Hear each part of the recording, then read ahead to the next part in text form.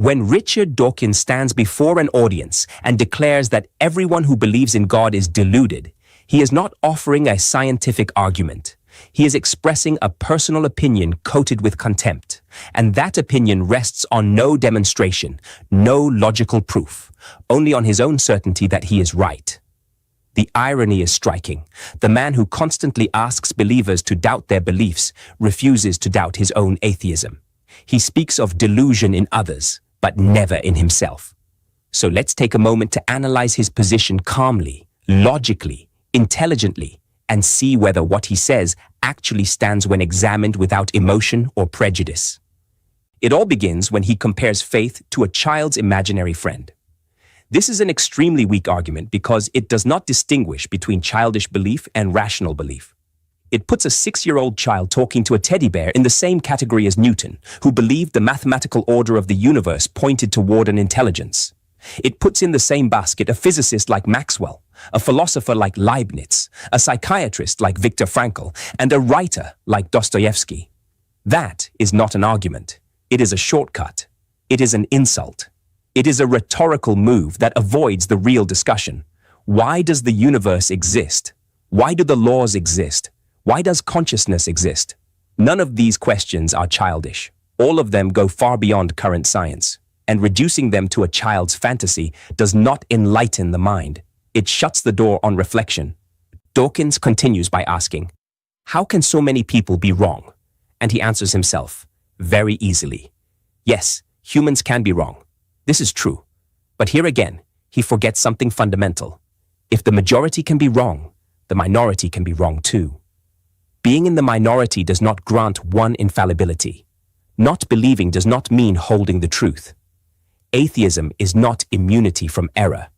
Atheism is not proof of superior reasoning. It is simply a position influenced by culture, psychology, suffering, rebellion, or personal preference. To say believers are wrong because there are many of them is logically meaningless, because atheism also follows waves, cultural trends, historical influences.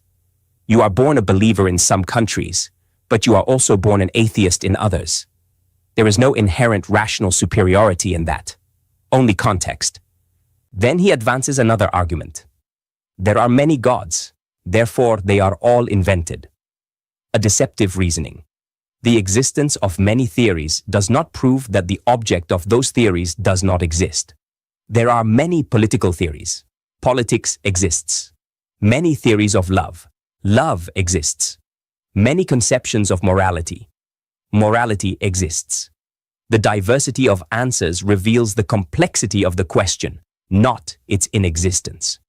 The fact that humanity, in all civilizations, on all continents, across all history, has asked the question of the divine does not prove that God exists, but it proves that the question itself is universal, rooted, structural.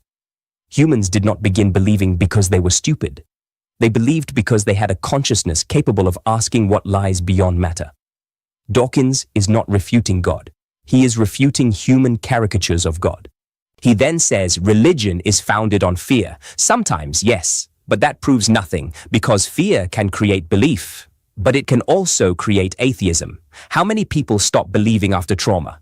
How many people abandon God after injustice or grief? Fear has never been a solid argument for belief or unbelief. What is born from fear can produce both outcomes.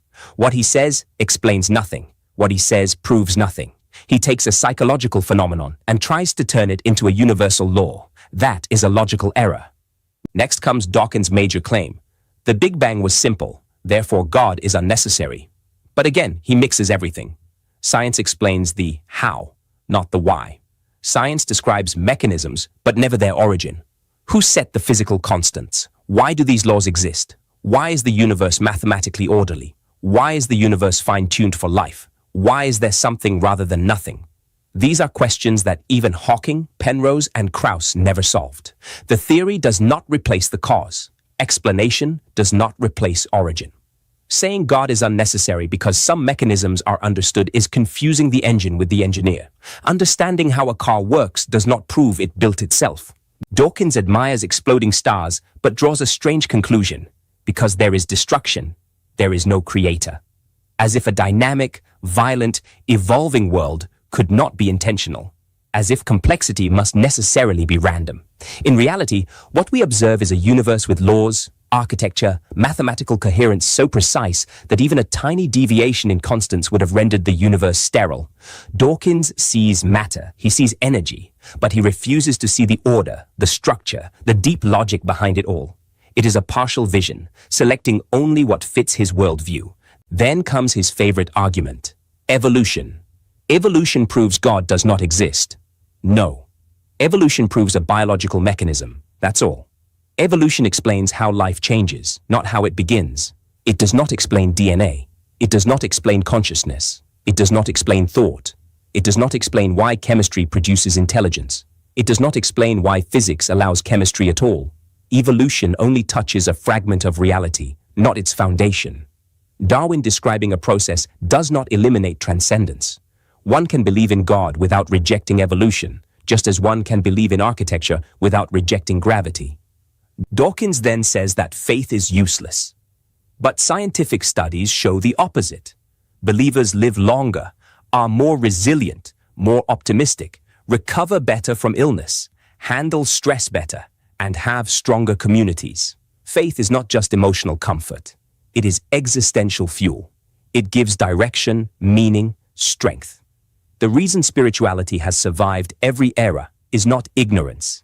It is because it responds to something deep in the human condition, the need for meaning. So what remains of Dawkins' argument after all this? Very little. Mockery, shortcuts, oversimplifications, ad hominem attacks. His idea of God is so small that it cannot possibly exist. He rejects a childish God, a cartoon God, a Sunday school God, not the God contemplated by philosophers, mystics, and believing scientists for centuries. He refuses the shallowest version of God and never engages the deepest one. Because ultimately, what Dawkins rejects is not the idea of God. It is the idea that he might not be the measure of all things. The idea that science alone cannot explain meaning. The idea that consciousness may not be an accident. The idea that something immaterial might exist. The idea that mystery still exists. In his worldview, the word mystery has no place. Only the measurable, only the tangible, only what fits in a laboratory test. Yet the greatest scientists had a different attitude: humility. Einstein described mystery as the source of all science. Bohr said reality exceeds our concepts. Heisenberg said the observer alters the observed. Penrose still speaks of a mathematical reality deeper than matter. Dawkins believes he is fighting obscurantism, but what he actually does is replace spirituality with a rigid scientism that pretends to know everything at the very moment science admits it knows almost nothing. He asks believers to doubt, but refuses to doubt his own atheism.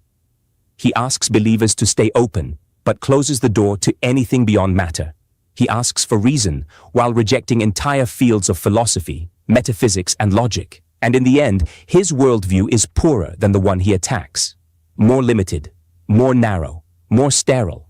A universe without meaning, without intention, without transcendence, reduced to chemical accidents and anonymous laws. A universe where consciousness, love, beauty, and morality are mere illusions. A universe where everything is randomness.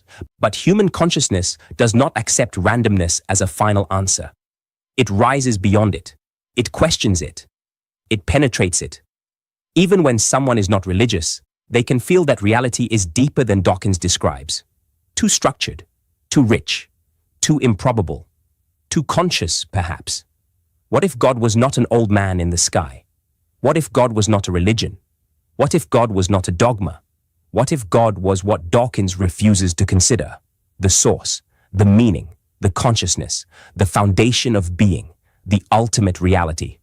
What exists whether we believe in it or not? In the end, the real question is not, is Dawkins right? The real question is his explanation of reality sufficient? And honestly, no.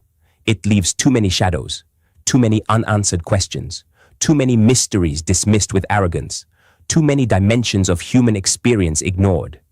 If spirituality continues to survive every era, if it reappears even in the most materialistic societies, if it still shapes the lives of billions of people, it is not because humanity is deluded.